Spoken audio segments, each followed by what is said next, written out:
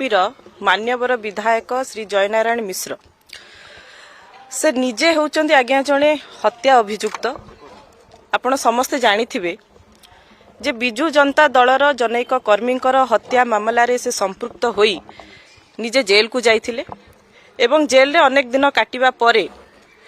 Court रु तांकु जामीन मिलिला एवं तापरे से बाहर को बाहरले।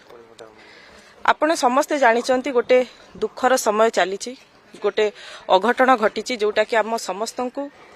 दुखित करिछि मर्माहत करिछि एवं मान्यवर पूर्वतन स्वास्थ्य मंत्री स्वर्गत नवकिशोर दास महोदयंकर जो हत्या मामलार क्राइम ब्रांच तदंत आरंभ हो जाइछि मते लागुछि श्री जयनारायण मिश्र महोदय निजे जेहेतु जड़े हत्या अभियुक्त तेणुकरी क्राइम ब्रांच तदंत प्रक्रिया बोधहुए तांकु विचलित करिछि तांको मनरे भय सृष्टि करिछि जेउथिपाई से बाउले चाउले हेई कौन कहबे बुझी पारुनाहांती एवं अबांतर मंतव्य गुडे देउचंती। मु आपण मानक जरिया रे स्पष्ट कहि रखिया पई चाहे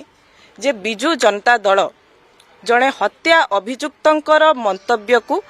आदौ गुरुत्व देई नाही बा देबा पई मध्य चाहू नाही।